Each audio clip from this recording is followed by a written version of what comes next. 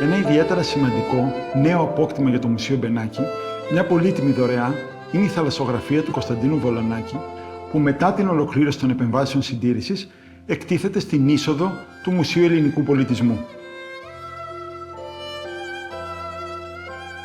Γεννημένος στο Ηράκλειο της Κρήτης το 1837, ο Κωνσταντίνος Βολανάκης τελείωσε το γυμνάσιο στη Σύρο. Με την ενηλικίωσή του, έζησε ένα διάστημα στην Τεργέστη, επέστρεψε όμως σύντομα στην Ελλάδα και εγκαταστάθηκε στον Πειραιά.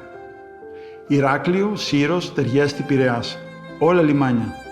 Η θάλασσα και τα πλοία αποτέλεσαν τα κύρια ερεθίσματα των παιδικών και εφηβικών χρόνων του Βολανάκη. Το 1864, σε ηλικία 27 ετών, ξεκίνησε τις σπουδές του στην Ακαδημία Τεχνών του Μονάχου, που την εποχή εκείνη ήταν ο κύριος προορισμός των Ελλήνων που επιθυμούσαν να σπουδάσουν ζωγραφική. Βασικός προσανατολισμός στη θεματολογία της Ακαδημίας ήταν ο άνθρωπος. Στο περιβάλλον αυτό, ο Βολανάκης φαίνεται ότι αισθάνθηκε μάλλον άβολα. Αν και στην αρχή επιχείρησε τις πολυπρόσωπες συνθέσεις και τα τοπία, γρήγορα επέστρεψε στη μεγάλη του αγάπη, τη θαλασσογραφία. Σε αυτό το είδος διέπρεψε και καθιερώθηκε ως ο κορυφαίος Έλληνας θαλασσογράφος.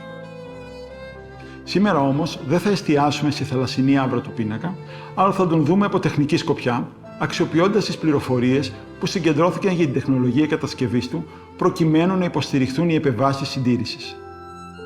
Η ελογραφία είναι κατασκευασμένη σε καμβά από λινό ύφασμα με μέτριας πυκνότητας πλέξη.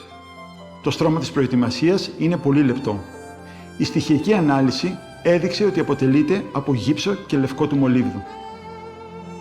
Είναι γνωστό ότι ο Βολανάκης συνήθιζε να επεξεργάζεται ανεξάρτητα τις περιοχές της θάλασσας και του ουρανού και εν συνεχεία να ενώνει τα δύο μέρη. Φαίνεται όμως ότι πολλές φορές επανερχόταν ακόμα και μετά την ολοκλήρωση των έργων του και την κάλυψή τους με βερνίκι, δουλεύοντας εκ νέου τοπικά την περιοχή της θάλασσας για να την τελειοποιήσει.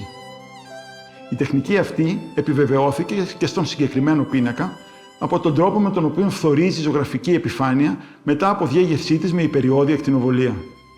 Η ταύτιση των χρωστικών ουσιών βασίστηκε στην αξιοποίηση πολυφασματικής απεικόνησης αλλά και ειδικών αναλυτικών τεχνικών, όπως η φασματοσκοπία φθορισμού ακτίνων Χ και η φασματοσκοπία υπερήθρου, που επέτρεψαν ασφαλή στοιχειακή ανάλυση χωρίς λήψη δειγμάτων. Στις φωτεινές περιοχές της θάλασσας έχει χρησιμοποιηθεί το μπλε της Προσίας, ενώ στις πιο σκούρες η ίδια χρωστική αναμνήχθηκε με τον πλούσιο σε χαλκό αζουρίτη. Στις χρωστικές αυτές έχουν προσθεθεί κατά περίπτωση λευκό του ψευδαργύρου και οργανική μαύρη χρωστική. Στον ουρανό έχει χρησιμοποιηθεί μπλε του κοβαλτίου σε ανάμειξη αυτή τη φορά με λευκό του μολύβδου αλλά και κίτρινες και κόκκινες γεώδεις χρωστικές. Οι καστανές περιοχές των ενδυμάτων, όπου ανιχνεύτηκαν μαγκάνιο και σίδηρος, διαμορφώθηκαν κυρίως με όμπρα. Στα κόκκινα ενδύματα των ναυτικών, η παρουσία υδραγύρου αποδεικνύει τη χρήση κινάβαρης, ενώ του αντιμονίου την αξιοποίηση του κίτρινου της Νεαπόλεως. Το μείγμα φυσικής ρητίνης, πιθανότητα δάμαρης και ξηρενόμενου ελαίου, που κάλυπτε τη ζωγραφική επιφάνεια, είχε αλλοιωθεί σημαντικά με την πάροδο του χρόνου. Αξιοποιώντας τα αποτελέσματα της τεχνικής εξέτασης, αυτό απομακρύνθηκε με ασφάλεια στο πλαίσιο ενός σύνθετου προγράμματος συντήρησης, που εξασφάλισε ότι οι επισκέπτες του μουσείου θα μπορούν πλέον να θαυμάζουν τη ζωγραφική ποιότητα του έργου πέρα από τις φθορές του χρόνου.